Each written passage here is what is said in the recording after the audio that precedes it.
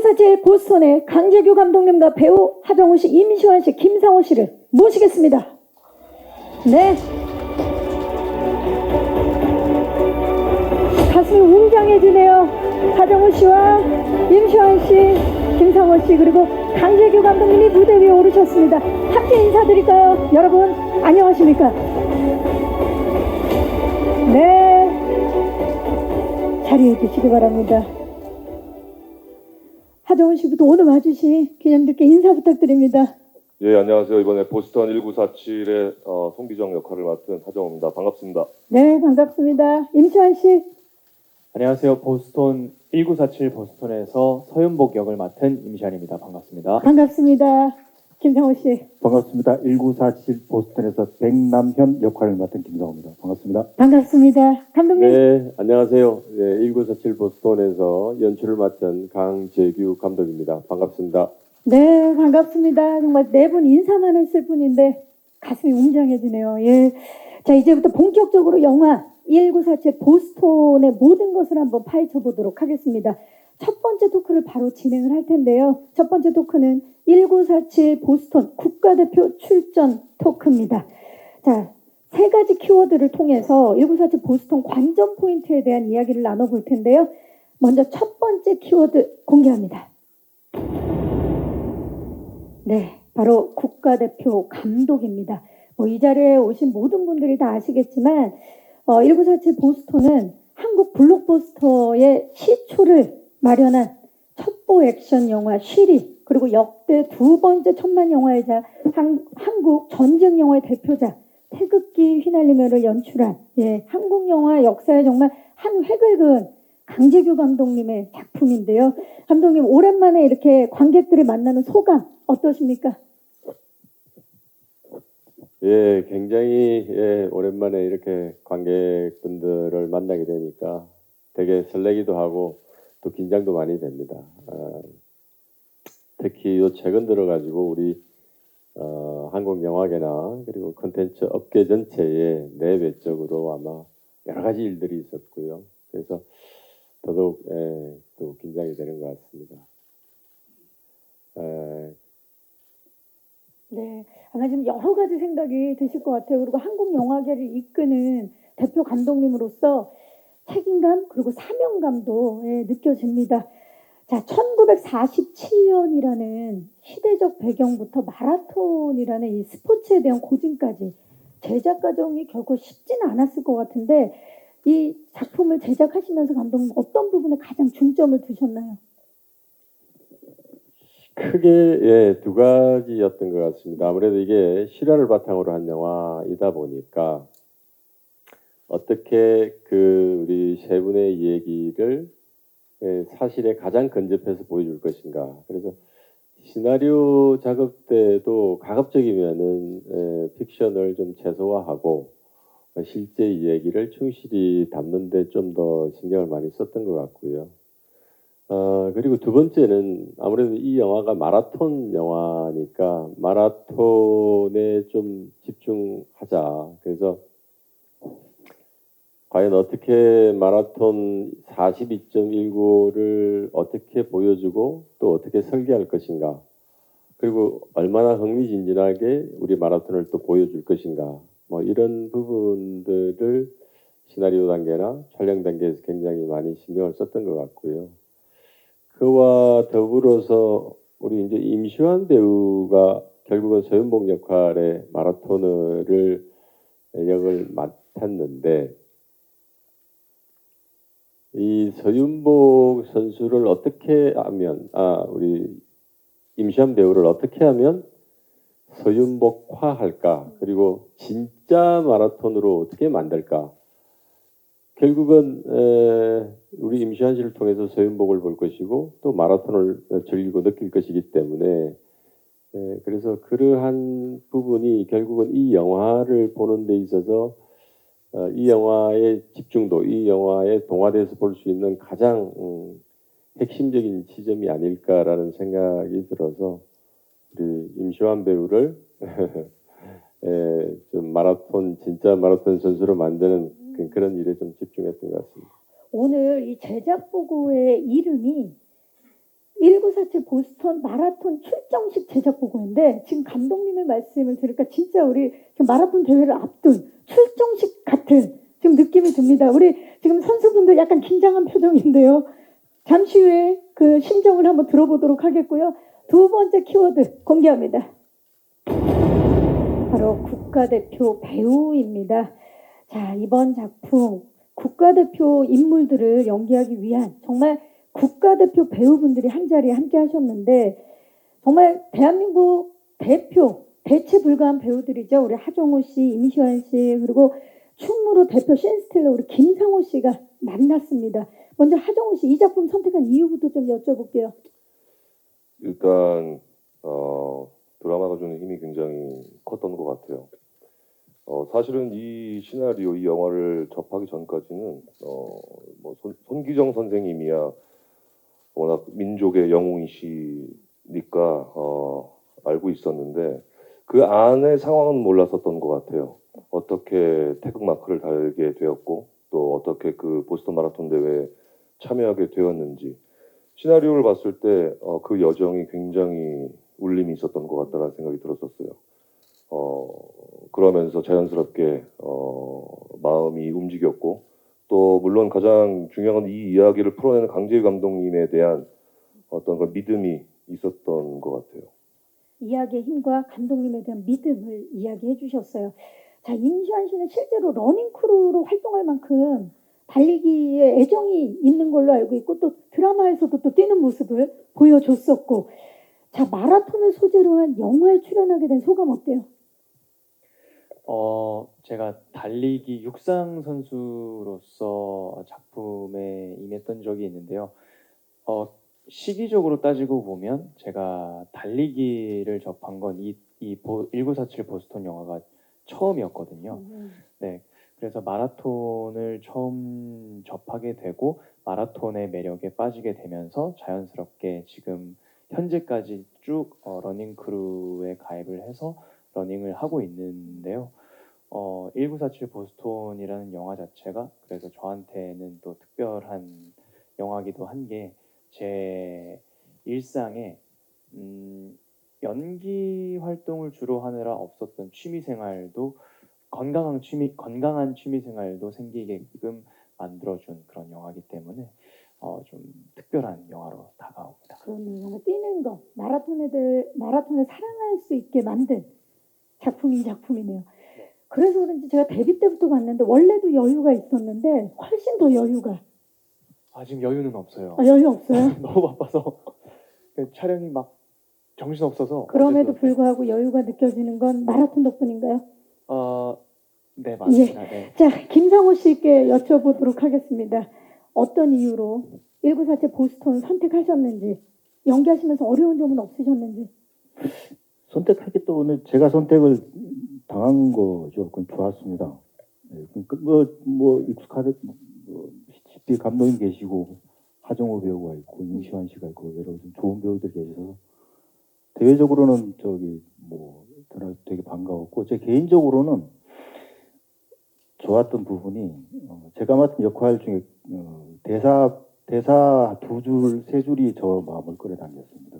그 대사가 뭐였냐면 우리가 대회 나가기 전에 어떤 난관에 부딪혔는데 그때 이제 저기 선수들이랑 저랑 이렇게 하는 대사가 있는데 거기에 와닿았습니다. 그게 지금은 정확히 기억 안 나는데 어떤 입장이었냐면은 나라가 없다가 다시 나라가 생긴 그 일상의 사람들의 마음가짐을 한번 얘기해 볼 수 있지 않을까, 표현해 볼 수 있지 않을까 하는 생각이 훅 다가와서 저는 거기가 아주 좋았습니다.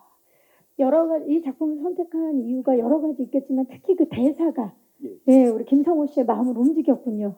저희도 궁금한데요. 자, 그렇다면 이제 마지막 키워드를 만나보도록 하겠습니다. 공개합니다.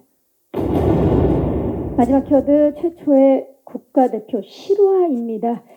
자, 이번 작품 1947년 보스턴 마라톤 대회에 국가대표로 출전한 서윤복, 남승용 선수와 그리고 감독을 맡았던 손기정 선수의 실화를 바탕으로 한 작품입니다. 감독님, 실제 인물들과 사건에 대해서 간단하게 좀 설명 좀 부탁드려도 될까요? 예, 아마 이 내용은 여러분들 대부분 알고 계시리라고 생각이 되는데요. 1936년 베를린 올림픽에서 우리 송기정 선수가 금메달을 땄고 남정영 선수가 동메달을 땄습니다. 그리고 그 이후에 우리가 광복을 맞이할 때까지 꽤 시간이 있었는데요. 이제 뭐 일장기, 화분으로 일장기를 가리고 이런 사건들 때문에 여러 가지 핍박이 있었고 육상을 제대로 할 수 없어서 그러다가 광복 이후에 본격적으로 활동을 재개했고 첫 국제대회인 1947년 보스턴 마라톤 대회에 참가하기 위해서 그 당시에 처음으로 46년도에 1년 전에 서윤복이라는 시내를 발굴을 하게 됩니다. 그래서 이 세 사람이 같이 훈련하고 동고동락을 하면서 보스턴 마라톤 대회에 참여하는 여정 그리고 열정 이런 것들을 그려가고 있는 영화입니다. 네, 이야기를 해주셨는데 그렇다면 이 작품을 통해서 감독님께서 관객들에게 전하고 싶은 메시지는 뭘까요? 이 시나리오를 제가 처음 접하고 그리고 또 연출을 할 때도 늘 느꼈던 감정들이 있는데요. 참 우리가 그 시대와 우리가 지금 살고 있는 이 시대를 당연히 비교해 볼 수밖에 없고 그래서 과거 그 시대에는 정말 광복 이후에 혼란스럽고 불안하고 그리고 굉장히 빈곤했습니다. 그래서 선수들이 정말 선수 훈련을 하는 과정에서도 배고픔이 가장 큰 적이 됐고 그리고 과학적이고 합리적인 시스템 위에서 뭔가 마라톤 어떤 훈련을 받을 수 있는 상황도 아니었고 국가나 어떤 단체로부터 적극적인 후원을 받을 수 있는 이런 상황도 아니었습니다. 그래서 굉장히 그 당시에 친탁 찬탁 그런 독립정부가 세워지기 전 굉장히 혼란한 그 시기에 정말로 세계대회에 나가서 우리가 원대한 꿈을 한번 펼쳐보자는 이런 꿈을 가진 이 새 마라토너의 그러한 도전, 열정, 어떤 희생 이런 것들을 좀 보여드리고 싶다는 생각이 들었고요. 그리고 이러한 것들이 그분들의 그 시대 정신이 지금 우리 굉장히 힘들게 또 지금 살고 계신 우리 많은 국민들에게 많은 또 관객들에게 좀 뭔가 시사하는 바가 있지 않겠나 또 울림이 있지 않겠나 이런 생각이 들었습니다. 네, 과거를 잊지 않고 그때를 제대로 돌이켜 봤을 때 더 좋은 미래가 다가오지 않을까라는 기대를 해봅니다. 자, 그러면 두 번째 토크 바로 이어서 진행해 보도록 하겠습니다. 두 번째 토크는 1947 보스턴 선수 입장 토크입니다. 자, 이번 토크에서는 이번 작품에 등장하는 인물들을 좀 낱낱이 분석해보는 시간을 가져볼 텐데 스틸과 함께 한 분씩 등장하도록 하겠습니다. 첫 번째 스틸 주시죠. 손기정, 예. 처음 만나볼 인물, 1947년 보스턴의 기적을 이끄는 마라톤의 전설 손기정입니다. 저 스틸을 딱 보니까 저는 막 이런 생각이 드네요. I'm happy. I'm MC. And you? And you, and you. Me? Yeah, you? Mike? I'm Rana. Yeah. Yeah. You feel? Feel good. You feel good? Yeah, thank Happy? you. I'm happy. 예. Yeah. 아, 정말 행복해 보이는데, 근데 진짜 I'm happy, I'm runner가 정말 큰 의미를 가지고 있는 것 같아요. I'm runner라는 건 굉장히 리스펙할 수 있는 뛰는 사람이라는 건 굉장히 존경할 만한 가치가 있는 그런 의미가 아닌가 싶어요. 이제 걷는 사람에서 뛰는 사람이 되셨는데 하정우 씨, 이 인물 소개 좀 해주시죠. 근데 실제로 뛰진 않았었어요. 저는 감독 역할이어서 자전거를 좀 탔습니다. 네. 송기정 선생님 같은 경우는 1936년도 베를린 올림픽에서 이제 너무나 안타깝게도 일장기를 가슴에 달고 금메달을 따셨는데 그거에 대한 아픔이 굉장히 크셨던 것 같아요. 그러면서 그 이후에 그 일장기를 가렸다라는 그 이유만으로 굉장히 탄압과 핍박을 받으시면서 굉장히 힘든 시간들을 보내셨죠. 그러면서 이제 서윤복 선수라는 사람을 만나서 다시 재기를 하게 되고 자기가 못다 이룬 그 꿈을 이제 서윤복 선수를 통해서 보스턴 마라톤 대회를 통해서 뭔가 다시 그 꿈을 이루는 어떤 그런 과정을 겪으셨는데 굉장히 외골수적이고 굉장히 끝고 맺음이 굉장히 강하시고 굉장히 그런 에너지가 굉장히 큰 분이시다라는 걸 느꼈었어요. 네. 그래서 촬영 전에 이게 실존 인물이다 보니까 감독님과 이야기를 나누면서 연기 하나하나 표현하는 것, 대사 한마디 한마디 뱉는 것이 굉장히 조심스러웠고 늘 그분 송기정 선생님을 생각을 하면서 촬영에 임했던 기억이 납니다. 지금 말씀해 주셨는데 실존 인물을 연기하는 거기 때문에 진짜 쉽지 않은 과정이었을 것 같아요. 감독님과 말씀을 많이 나누셨다 그랬는데 어떤 부분을 그럼 가장 많이 신경을 쓰셨나요? 일단 이 극에서 송기정 선생님이 이제 나오는 어떤 장면들에 있어서 이제 이러한 이야기를 준비를 하신 감독님께 굉장히 사소한 것만이 여쭤봤던 것 같아요. 실제 성격부터 시작해서 그러한 시간들을 어떻게 이겨내시고 보내셨는지 그러한 것들을 매번 촬영을 할 때마다 감독님께서 굉장히 옛날 이야기 들려주듯이 네, 말씀을 많이 해주셨던 것 같아요. 자, 하정우 씨와 강재규 감독님이 함께 만들어낸 송기정 캐릭터 과연 어떤 모습으로 우리에게 찾아올지 기대해 주시기 바라고요.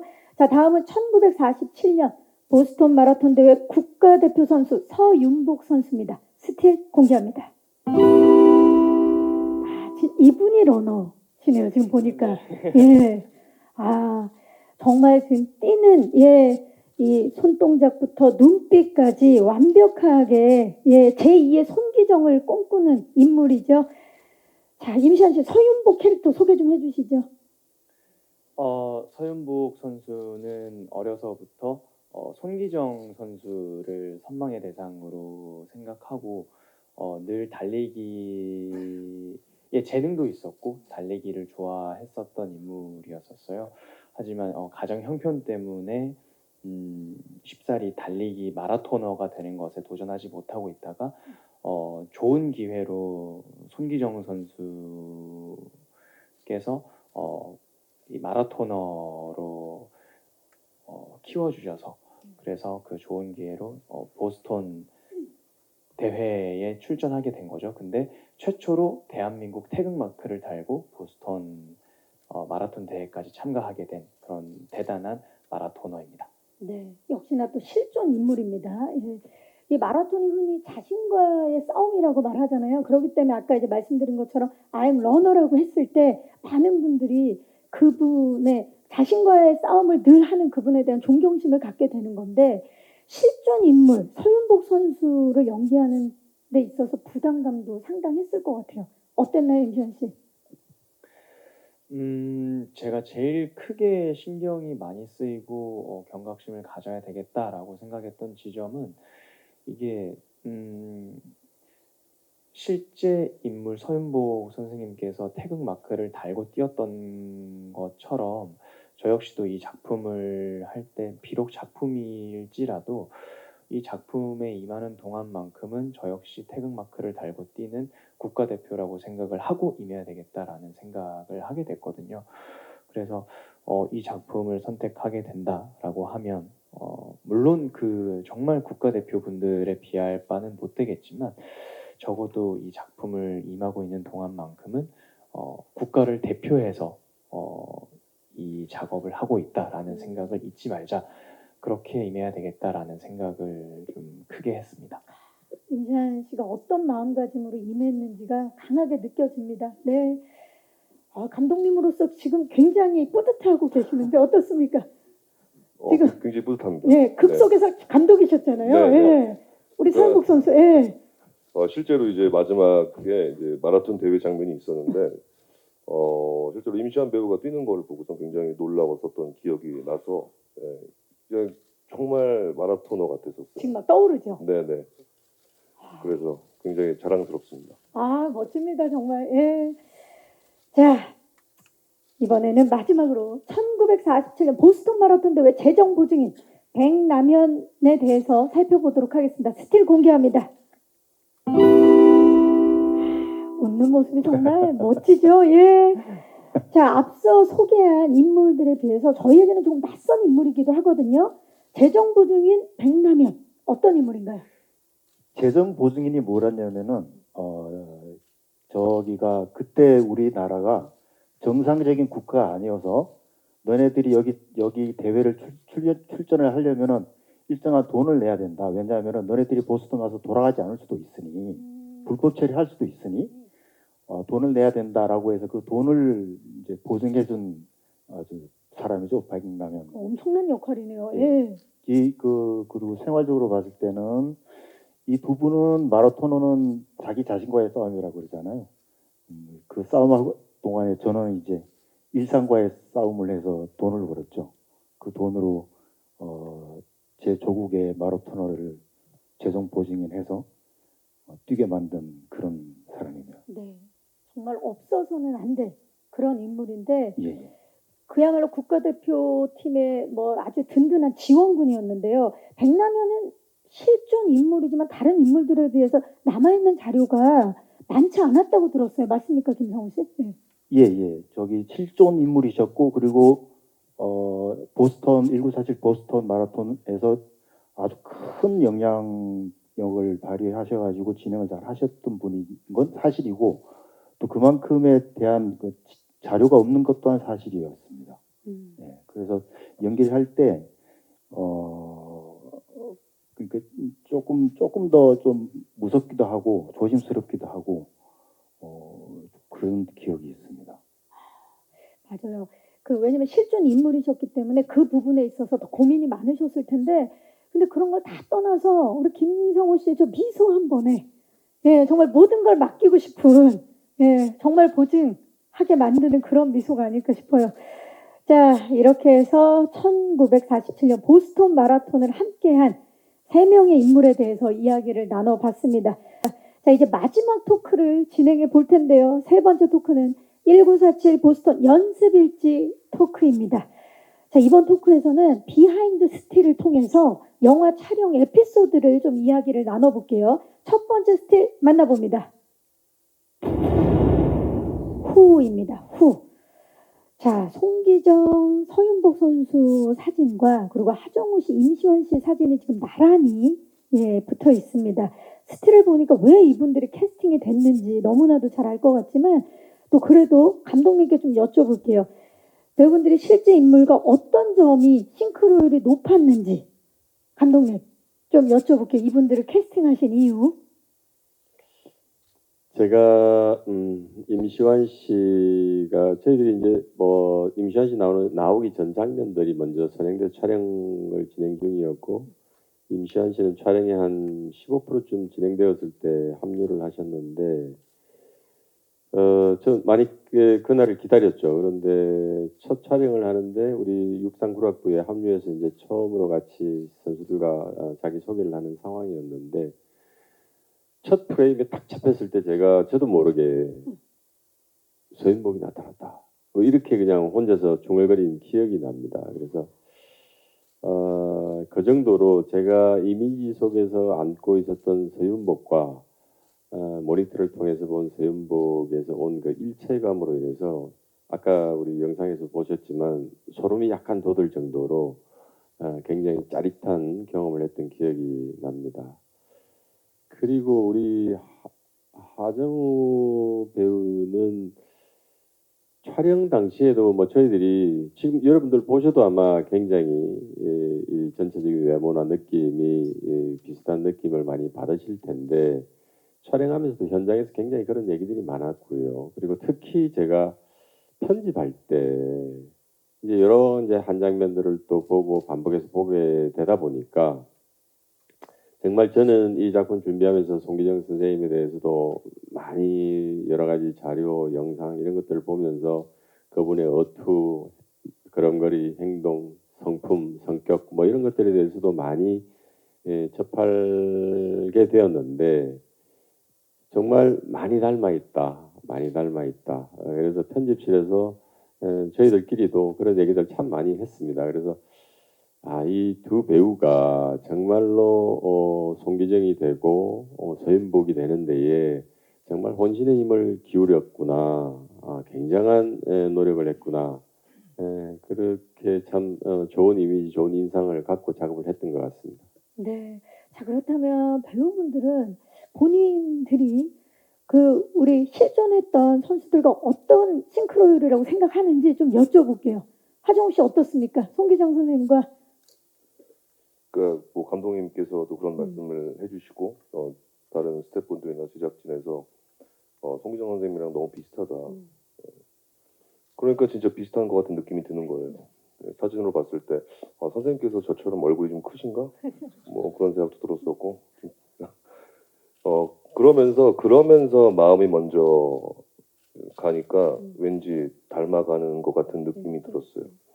그리고 저희 할아버지랑 고향이 또 비슷하셔서 송기정 선생님께서 뭐 그런 거라도 기대면서 계속 송기정 선생님을 생각을 하면서 작업에 임했던 것 같아요. 외향적인 것도 외향적인 건데 참 희한하게 생각을 같이 하려고 하고 그러면 또 닮아가는 부분이 있더라고요. 네, 그런 것 같아요. 네. 임시완 씨는 어땠나요? 서윤복 선수와 싱크로율. 네. 저는 그러니까 외적으로서 싱크로율은 자신 있게 말씀드리지 못할지언정 저는 자신 있게 말씀드릴 수 있는 건 네, 뭡니까? 적어도 제가 이 마라톤을 계속 하고 있잖아요. 그렇죠. 그러니까 영적으로는 아주 싱크로율이 높지 않을까 자신 있게 말씀드릴 수 있습니다. 맞아요. 지금 선생님도 굉장히 기뻐하실 것 같아요. 예. 자, 정말 외모부터 성격까지 싱크로율이 200% 저격 캐스팅이 아니었나 싶고요. 이어서 다음 스틸 만나봅니다. Where입니다.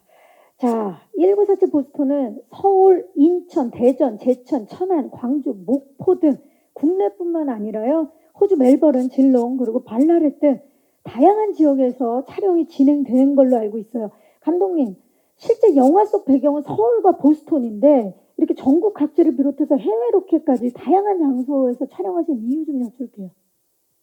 크게는 이제 두 가지인데요. 하나는 뭐 1947년도 서울을 어떻게 또 보여주고 재현할 것인가, 또 하나는 1947년 보스턴을 또 어떻게 보여줄 것인가의 문제였는데, 뭐 여러분 아시다시피 저희들이 지금 우리나라에 지금 종찰이 없는 상태이고요. 그리고 특정 시대를 재현해놓은 오픈세트가 거의 전무한 상황이기 때문에 특정 연도인 1947년도를 재현하기는 굉장히 어려웠습니다. 그래서 특히 1947년도 뭐 무학조의 고개라든지 우리 육상부락부라든지 송기정 선생의 뭐 집이라든지 이런 것들이 만만치 않았습니다. 그래서 그러한 부분들에 부합되는 장소들을 찾다 보니까 뭐 전국 각지를 다 누비게 되었고, 그 중에서 참 운 좋게도 뭐 제천, 그다음에 광주, 그다음에 목포 이런 등지에서 저희들이 생각하고 있는 이미지와 부합되는 장소들을 찾게 됐고, 물론 미술이라든지 뭐 여러 가지 요소들이 결합이 되고 CG가 결합이 되어서 부족한 부분들을 메꾸긴 했지만 비교적 만족스럽게 작업을 했던 것 같고요. 그리고 이제 특히 가장 문제가 됐던 게 1947년 보스턴을 어떻게 재현할 것인가, 그게 제일 큰 숙제였습니다. 거기에 일단은 보스턴을 먼저 갔습니다. 보스턴을 먼저 갔는데 뭐 당연히 거기에 마라톤 코스도 확인을 하고, 그리고 보스턴에서 우리가 과연 얼마 일부라도 촬영을 할 수 있는 지점이 있을까라고 했는데 뭐 너무 현대화돼서 도무지 어떻게 촬영할 수 있는 여건이 되지 못했습니다. 그래서 헝가리, 폴란드, 라트비아, 그리고 남미에 있는 우루과이, 호주, 뉴질랜드 뭐 이런 전 세계를 다 헌팅 리스트에 올려서 저희 헌팅 팀들이 직접 가서 헌팅하고 찾아봤는데 그 결과 노력의 결과 결국 호주 멜버른을 중심으로 해서 멜버른 근처에 있는 조금 전에 말씀하신 발라렛이라든지 질롱, 그다음에 벤디고 이런 지역들이 정말로 야 이게 어떻게 1947년 보스턴이 여기에 있는 것 같은 느낌이 들 정도로 저희들이 자료를 통해서 확인했던 보스턴의 여러 가지 건축 양식 그 외에도 많이 닮아 있었기 때문에 그쪽에서 시의 적극적인 협조를 받고 촬영을 잘 마무리할 수 있었습니다. 근데 그때 또 한번 느낀 게 왜 이 도시들이 이렇게 적극적으로 저희 영화를 지원해 주는가? 왜냐하면 도시 전체를 통제해서 찍었기 때문에 역시 한류의 힘이었습니다. 다들 한국 우리 컨텐츠들을 좋아하고 한국 영화 사랑하고 그래서 시공무원 많은 분들이 많은 협조를 해주었습니다. 그분들께도 이 자리를 빌려서 감사의 말씀을 드리고 정말 그 시대를 완벽하게 구현해내기 위해서 얼마나 많은 노력들이 깃들었는지 또 감독님 말씀을 들으니까 알겠네요. 자, 하정우 씨. 정말 많은 분들이 하정우 씨는 언제 국내에 계시나 라는 말이 있을 정도로 영화상에서 정말 다양한 곳에 계셨어요. 이번에도 다양한 곳에서 촬영을 했는데 어떤 게 가장 떠오르세요? 일단 멜버른 처음 갔었는데 굉장히 아름다운 도시더라고요. 네. 특히나 아까 감독님께서 언급하셨던 저희가 그 대회 장면을 찍었던 그 인근 지역, 차로 한 2-3시간 정도 거리인 그 정도의 거리가 있는 작은 도시들에서 촬영이 진행이 됐었는데 처음 갔을 때 너무 놀랐어요. 마치 정말 우리 이 보스턴이라는 영화를 위해서 지어진 거대 세트 같은 느낌이 들었었어요. 그래서 굉장히 놀라웠었고 굉장히 즐겁게 그 안에서 촬영을 했던 기억이 있습니다. 하정우 씨도 놀란 그곳의 모습은 이제 관객들이 만나게 되겠네요. 그렇죠. 네, 좋습니다. 자, 다채로운 로케이션으로 완성된 1947 보스턴의 영상미 기대해 주시기 바라겠고요. 다음으로 마지막 스틸 만나봅니다. 하우입니다. 하우.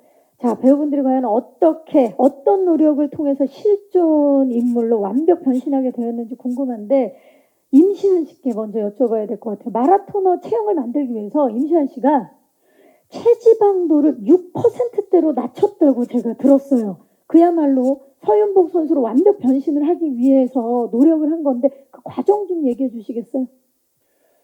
우선은 마라톤을 처음 접해보는 거기 때문에 이 영화를 찍기 한 2달 전 정도부터 코치님이랑 계속 훈련을 했었고요. 그리고 이제 그래서 실력적으로도 짧은 기간 안에 최대한 비슷하게 담기 위해서 노력을 했었고 외적으로도 마라토너의 어떤 모습이 보여야 될 것 같다라는 생각이 들어서 식단이랑 운동 같이 겸하면서 촬영이 끝날 때까지 계속 달리는 씬이었기 때문에 촬영이 끝나는 순간까지 계속 식단과 운동을 병행을 했던 걸로 기억이 나요. 그리고 제가 막 원체 몸이 좋았다면 조금 더 고생을 덜 할 수 있었겠지만 제가 막 운동을 평상시에 막 대단히 많이 하고 그런 성향은 아니었기 때문에 약간 촬영 중간중간 사이사이 틈틈이 계속 조금씩 운동을 계속해서 그 운동이 그러니까 근육이 좀 쫀쫀하게 있는 상태로 보이게끔 그렇게 하려고 노력을 좀 많이 했었어요. 훈련을 받는 동안에 계속해서 몸이 달라지는 모습을 우리가 직접 볼 수 있겠네요. 네, 제가 체지방 6%는 인생에 처음으로 한번 봤어요. 내 몸에 저는 볼 수 없는 6%가 되기도 하는구나. 그걸 보고서 저도 좀 많이 신기했었어요. 근데 그 뒤로 다시는 보지는 못했고요. 그래도 또 기회가 되면 또 볼 수 있는 수 아닙니까?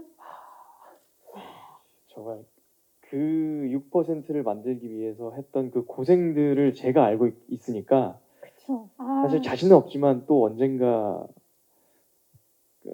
마라톤 영화가 또 생기게 된다면 가능하지 않을까? 도전은 해보긴 해야 하지 않을까 싶네요. 하정우 씨 보신 적 있으세요? 6%? 없습니다. 예. 김상훈 씨? 30, 40%. 아니 뭐 또 그렇게 디테일하게. 예. 자, 김상훈 씨 마이크 드신 김에 질문 드리도록 하겠습니다. 김상훈 씨가 연기한 백라면은 국가대표팀의 통역을 담당하고 있는 인물이다 보니까 긴 영어 대사가 많으셨던 걸로 알고 있어요. 영어 연기 준비 어떻게 하셨는지.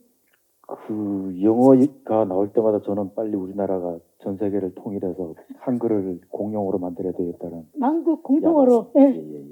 근데 일상에서 이렇게 통역하는 건 괜찮았는데 하정우 씨가 저기 이렇게 길게 얘기하는 거를 통역하는 장면이 있습니다. 거기는 이제 정우가 이렇게 하는 거 들어보고 있으면 옆에서 울분이 울컥울컥 나와요.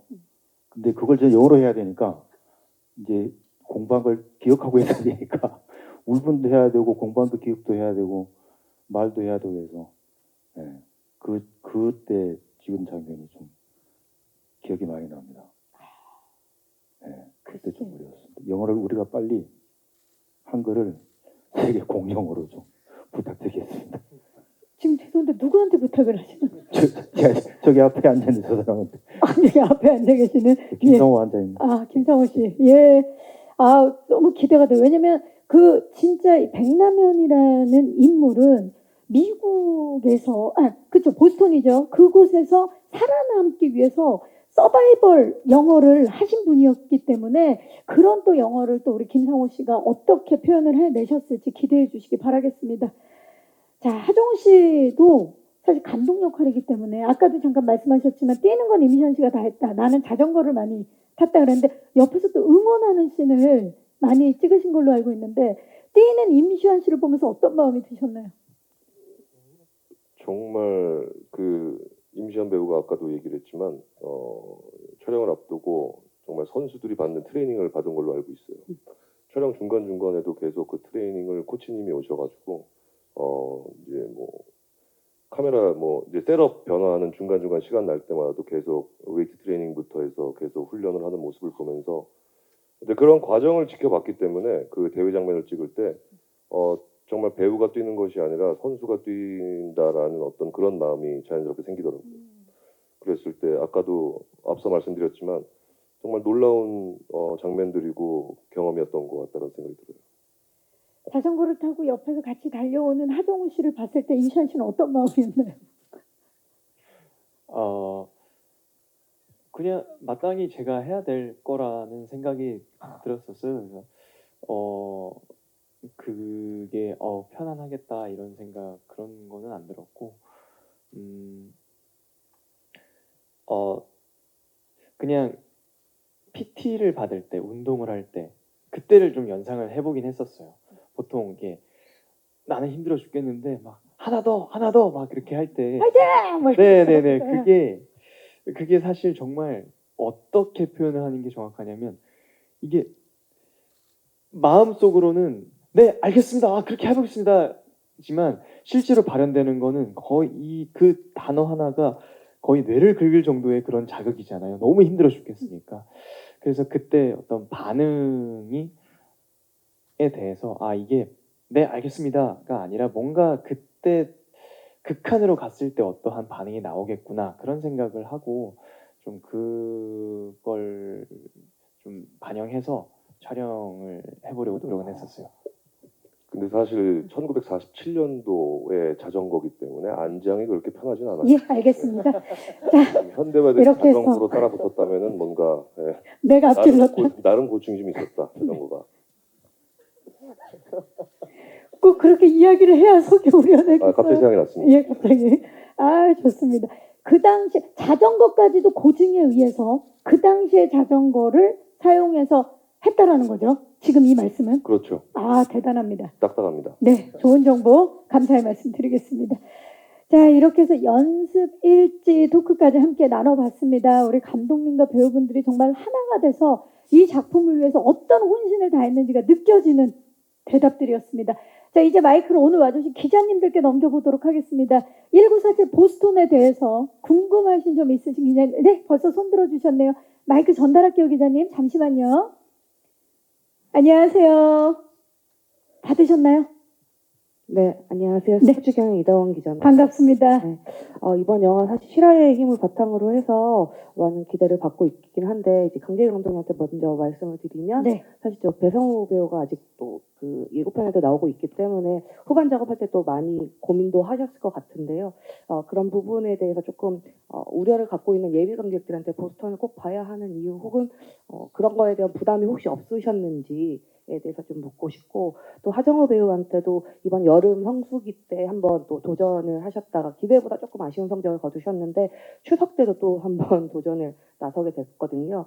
그래서 이제 오랜만에 느꼈던 그 영화 산업에 대해서 굉장히 좀 아쉬웠던 점들도 막 많이 말씀하셨는데, 이번에도 좀 그런 부담감이 있는지, 그리고 이 여름 성수기 때보다 이번 보스턴이 좀 더 강점이 있다면 무엇이 있는지에 대해서 좀 말씀해 주시면 감사할 것 같습니다. 네, 감사합니다. 네, 하정우 씨부터. 네. 네, 너무 속상했습니다. 너무나 가슴이 아팠고, 물론 다들 기대를 엄청 저희 내부적으로 기대를 엄청나게 했었는데, 하지만 현실은 달랐기 때문에 겸허히 받아들이고, 또 이것이 뭐 제 영화의 인생에 있어서 뭐 처음 맛본 것도 아니고 그 쓴 고배를 마신 게 그렇기 때문에 다시 추스리고 또 그것을 또 좋은 경험이라고 생각이 들고 개인적으로 오답 노트를 만들어서 더 그런 확률을 높이고 또 좋은 작품을 만들어 나가는 데 있어서 심혈을 기울일 계획이고요. 이번 보스턴 같은 경우는 굉장히 드라마가 굉장히 센 정말 저에게는 그 송기정 선생님의 역할을 맡았던 것만으로도 굉장히 영광이었고 굉장히 가슴이 뭉클하고 웅장해지는 그러한 작품이라고 생각이 듭니다. 이번 추석 때 그러한 제가 처음에 시나리오를 보고 느꼈던 그러한 마음을 온전히 관객분들에게도 잘 전달이 돼서 좋은 작품으로 또 기억에 되셨으면 하는 게 저의 바람입니다. 네, 강력한 드라마라는 강점을 말씀해 주셨어요. 강지규 감독님.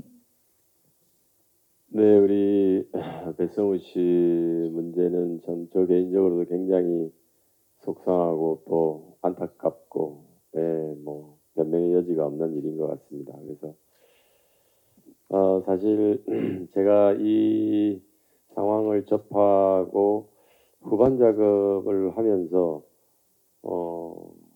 과연 어떻게 해야 되나? 저 역시도 굉장히 좀 이렇게 버겁고 힘든 건 사실이었고, 그래서 주변 여러분들의 의견도 많이 듣고, 근데 저도 작업을 계속해 나가면서 곰곰이 생각했던 지점은 이것은 1947년도에 우리 송기정, 남성용, 서윤복 세 분의 실화를 바탕으로 한 얘기고, 이 속에는 그분들의 삶과 이분들의 업적이 이 영화를 통해서 충분히 녹여져 있는데, 과연 어떤 특정한 사실 때문에 어떤 특정 우리 선생님의 어떤 삶의 궤적이나 기록이 변형되거나 축소되거나 이렇게 해서는 도리가 아니겠다는 생각이 많이 들었습니다. 그래서 고민 끝에 결국 이 작품이 주고자 했던 이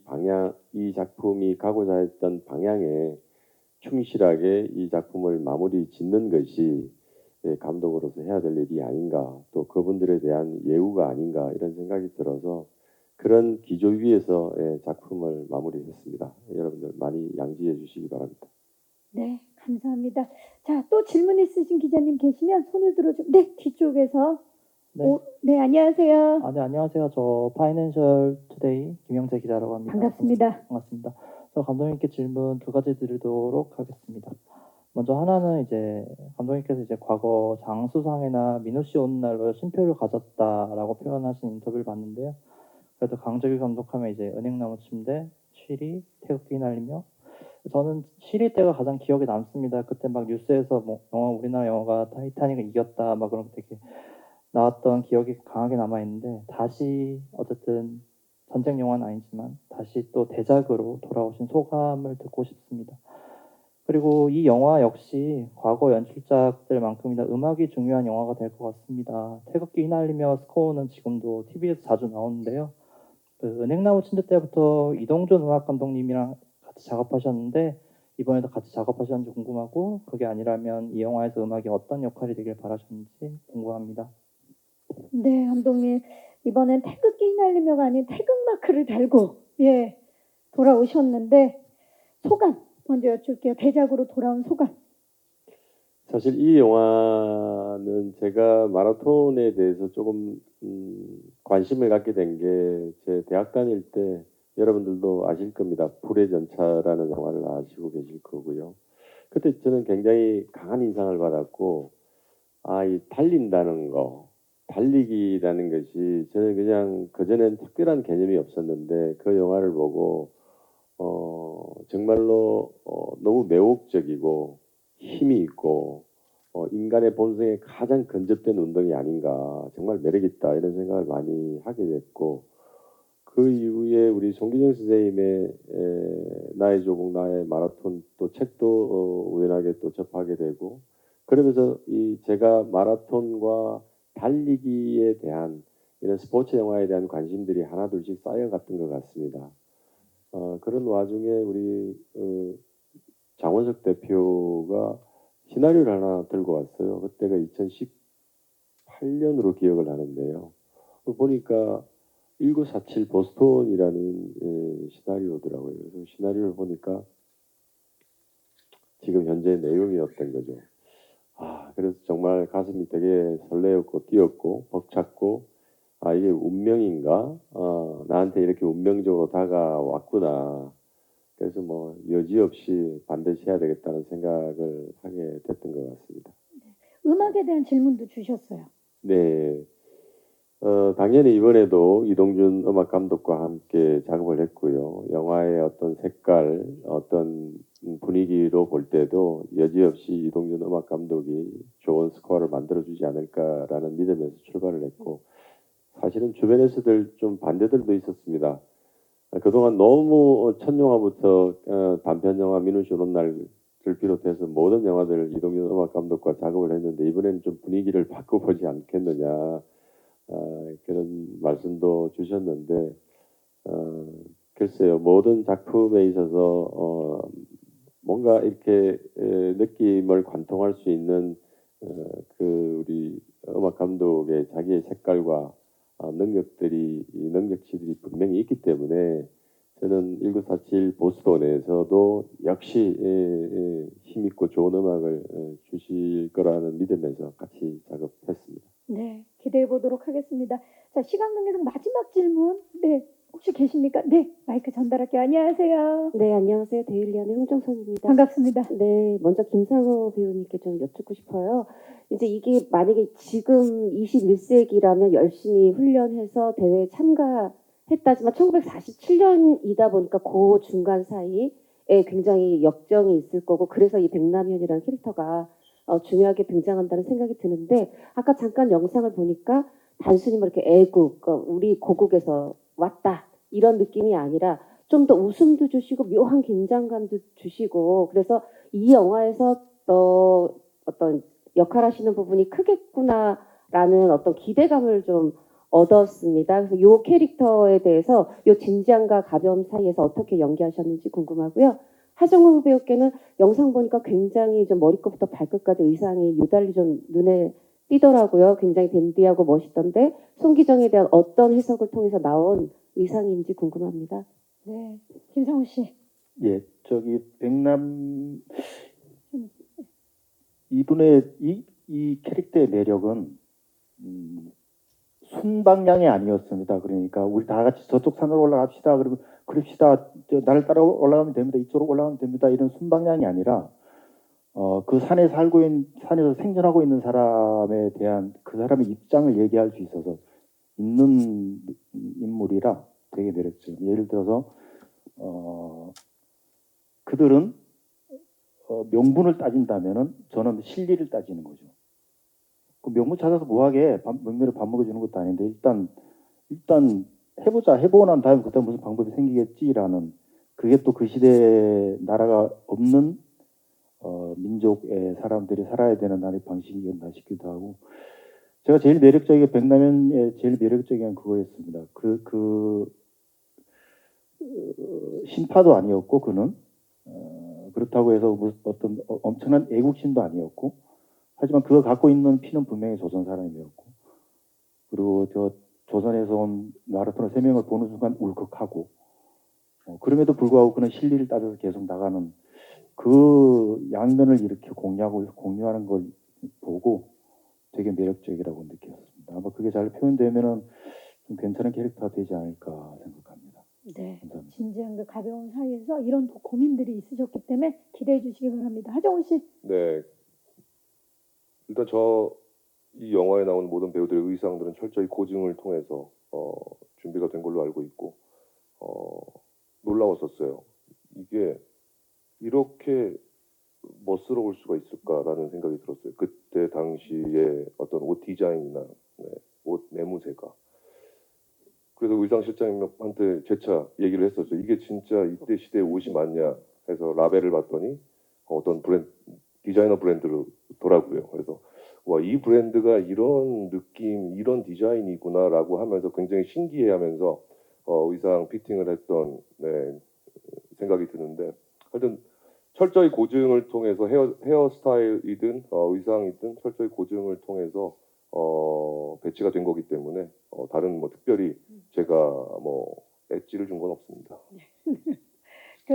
뭐 본인은 이제 캐릭터에 대한 다양한 해석은 했겠지만 의상에 있어서는 고증에 의해서 준비된 의상이다라고 말씀해 주셨어요.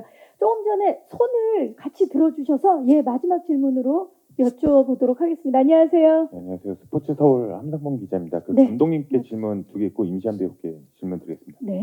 그 영화가 좀 일찍 제작된 걸로 알고 있고 작년부터 이제 개봉한다고 막 얘기가 나왔었는데 좀 결국 올해 추석으로 좀 개봉이 하기로 됐거든요. 결정됐거든요. 개봉까지 오는 동안 감독님은 좀 어떤 마음, 심정이셨을지 궁금하고요. 그다음에 오늘 천 박사가 개봉일을 정했는데 그 보스턴 이제 거미식과 같이 27일로 결정을 했어요. 그래서 새 나름 대작이 이제 같은 날 붙게 됐는데 뭐 후배 감독님이나 이제 좀 치열한 경쟁하게 된 소감도 좀 궁금합니다. 그다음에 임시한 배우 같은 경우는 이제 송강호, 설경구, 이병헌, 뭐 이성민 이런 형님 배우들하고 좀 인연이 깊은데 이번에도 또 두 형님과 또 찍게 됐는데 요 하정우, 김성호 배우는 어떤 형님이었는지 궁금합니다. 네, 감사합니다. 자, 개봉 시기에 대해서 어떤 마음이셨는지 감독님께 먼저 여쭤볼게요.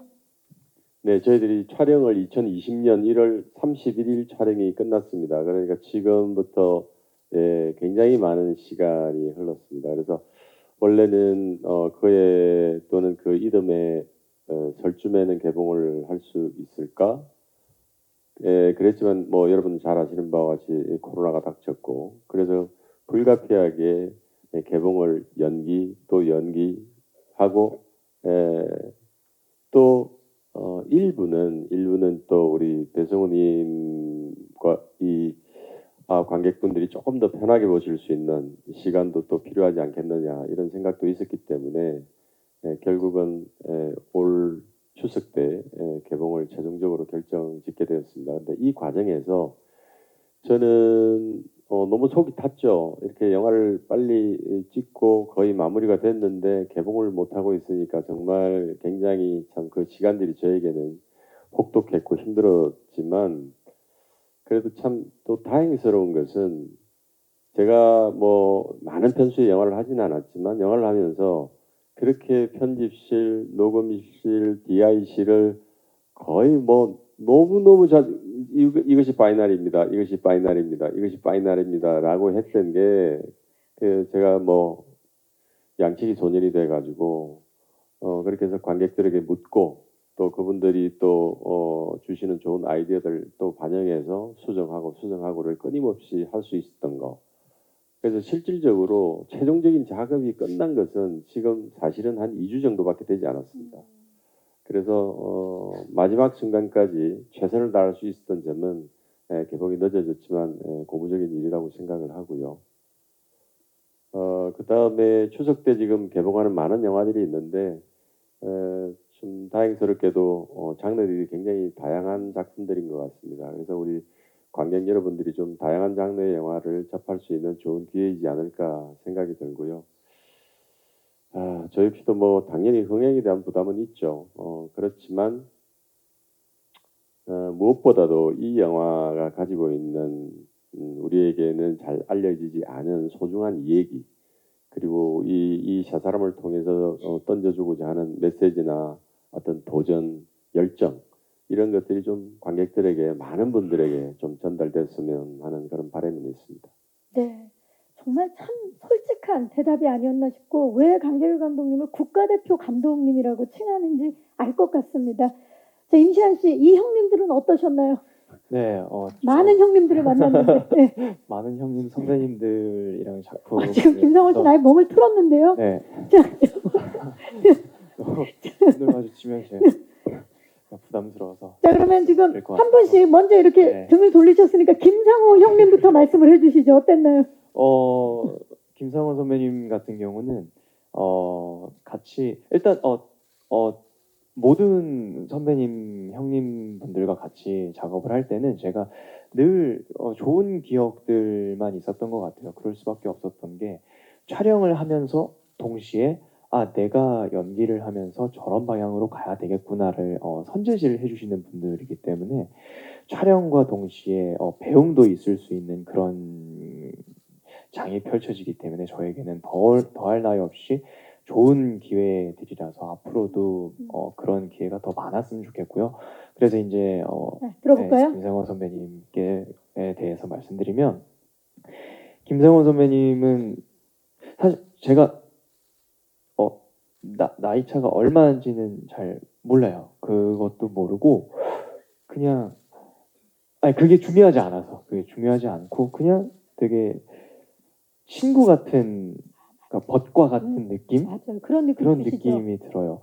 어떠한 취미 생활을 같이 하거나 뭐 술 한 잔을 같이 하면서 얘기를 나눌 때 저를 동등한 입장에서 동등한 인격체로서 저의 가치관에 대해서 들어봐 주시고 공유하고 그 동등한 입장에서 나의 가치관은 이래, 너의 가치관은 그렇구나 라면서 마음을 나눌 수 있는 그런 벗이네요, 벗. 벗과 같은 그러니까 친구보다도 약간 더 어떤 어감상 벗과 같은 느낌이 많이 드는 것 같고요. 너무 좋은데요? 박수가 나오고 있어요. 자, 이렇다면, 지금, 김성호 씨는 모자를 다시 쓰셨고, 하정우 씨는 안경을 치켜 올렸어요. 자, 하정우 형님. 또 그걸 돌려야 되나? 쑥스러우니까. 그러니까, 정우 형님 같은 경우는, 그, 촬영하면서 제가 어떤 걸 많이 봤냐면, 이 형님은 선배님으로서 연기를 하실 때 이렇게 씬과 씬 사이, 촬영 중간 사이사이에 어떠한 그 너무 과몰입해서 이것만 보이는 상황에서 벗어나기 위한 그런 준비 과정들 어떤 그런 것들이 굉장히 탁월하시다라는 생각을 많이 받았거든요. 저 같은 경우는 연기를 할 때 슛이 들어가면 촬영을 하게 되면 분장을 하고 나면 사실 그거밖에 안 보이는 게 컸었어요. 그러다 보니까 늘 지나고 나면 나는 그때 최선을 다한 것 같았는데 왜 늘 뭔가 부족해 보이지? 라는 후회가 많은데 선배님 그 정우 형 같은 경우는 중간중간에 그 예여 쿨다운? 이거를 뭐라고 표현을 해야 되죠? 쿨다운 한국말이 기억이 안 나요. 그 쿨다운이요? 쿨링다운? 약간 좀 그러니까 절제하고 그런 걸 말씀하시는 건가요? 그러니까 이제 촬영에 들어가면 그게 좀 이렇게 끌어오른다라고 해야 되나요? 끌어오르는데 그런 체력적인 정신적인 안배를 한다. 정신적으로 그 에너지를 많이 쓰는데 그런 것에 대한 체력 안배가 굉장히 탁월하시는 분인 것 같아서 이런 것도 좀 계속 배워야 되겠다라고 해서 실제로 제가 그 다음 촬영 이후로 촬영 끝나면 촬영할 때마다 다른 작품마다 씬과 씬 사이에 계속 막 저도 자주 걸어요. 무슨 말씀인지 알 네. 것 같아요. 그러니까 네. 그냥 나무 하나만 보고 이게 다가 아니라 전체적인 숲을 지배하는 자 같은. 네네. 그렇죠. 네. 그래서 이제 좀 멀리 보시고자 하는 그런 거를 제가 많이 느꼈었고 그리고 평상시에도 되게 그런 위트들이 되게 많아요. 맞아. 네. 사실 정우 형 같은 경우는 숨만 쉬어도 뭔가 웃기기 시작하는 그런 힘이 있으신 것 같아요. 숨만 쉬어도 웃기는. 네. 좋습니다. 자, 지금 너무 부러워하는 게 느껴져요. 왜냐면은 정말 남을 웃긴다는 게 쉬운 게 아닌데 하정우 씨는 숨만 쉬어도 네, 숨 한 번만 쉬어주시겠어요? 네, 좋습니다. 자, 이렇게 해서 마무리를 짓도록 하겠습니다. 질문 주신 기자님들 진심으로 감사의 말씀을 드리겠고요. 자, 이제 저희 포토타임을 앞두고 있는데 끝인사를 부탁드려야 될 것 같아요. 하정우 씨부터. 예, 저는 개인적으로 이 보스턴 1947이란 작품이 어떤 제가 어릴 적 갖고 있었던 꿈이 하나가 실현된 부분이기도 해요. 그것이 무엇이냐면 2003년도쯤이었던 것 같아요. 제가 대학교 졸업반이었는데 그때 벽돌집이라는 갈비살 파는 고깃집이 있죠. 그때 강재규 감독님이 지금 봤을 때는 아마 연출부들을 이제 데리고 가서 이제 회식을 하시면서 막 영화 얘기를 나누시는 모습을 제가 우연히 보게 됐었어요. 네. 그때는 한창 오디션 보러 다니고 한창 그 강재규 감독님에 대한 어떤 같이 작업을 하고 싶다라는 어떤 그런 마음이 크잖아요. 그랬을 때 그때 제가 그 상호명부터 그 상황까지 또렷하게 기억을 하는 거는 그때 그 식당에서 나오면서 나도 언젠간 배우가 돼서 강재규 감독님 영화에 참여를 해서 저렇게 그 자리에 앉아서 영화 이야기를 나누면 참 좋겠다라는 생각을 했었던 것 같아요. 그래서 굉장히 저에게는 이 보스턴 1947이 저의 정말 어렸을 때 배우를 꿈꾸며 오디션을 보러 다녔던 그 청년 하정우가 어떤 꿈이 이루어지는 작품이 아닌가라는 생각이 들어서 저에게는 굉장히 큰 의미가 있는 작품이었고 작업이었던 것 같습니다.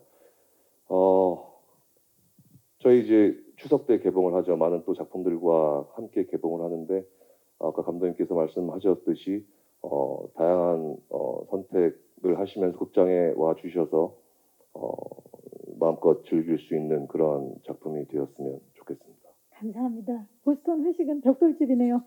자, 임시완 씨. 저는 이 영화를 가편집본을 1년 전인가 보면서 그런 생각이 들었었어요. 우리가 살아가면서 어떠한 도전에 대한 기회나 열정이 점점 더 사라지는 것 같은 그런 느낌을 많이 받았거든요. 근데 그 흐릿해진 그런 도전 의식을 다시 우리로 하여금 들끓게 만들어주는 그런 영화가 아닐까라는 생각이 듭니다. 많은 기대 부탁드리겠습니다. 감사합니다. 김상호 씨. 예, 거기 실존하셨던 분들의 이야기를 다루는 게 조심스럽기도 하고 또 좋은 점은 그렇게 하셨던 게 사실이니까 드라마가 허술한 게 또 약점이 될 수 있는데 우리 영화는 좀 보고 있으면은 정우가 말했던 것처럼 감독님도 말씀하셨던 것처럼 되게 드라마적으로 아주 치밀하게 만들었습니다. 그래서 아마 즐길 수 있을 만한 가치가 충분할 거라고 생각합니다. 한번 봐주시고 좋으면은 소문 많이 내주시기 바랍니다. 감사합니다. 복 많이 받으십시오. 감사합니다. 네, 강재규 감독님. 네, 저는 이번 작업하면서 굉장히 제가 아마 가장 행복했던 사람인 것 같습니다.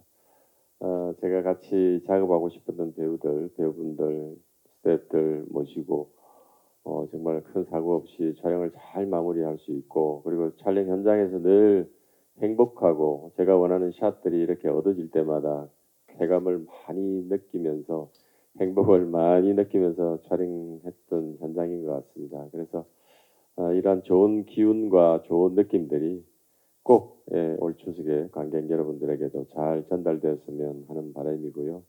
그리고 오늘 자리해 주신 여러분들 진심으로 감사드립니다.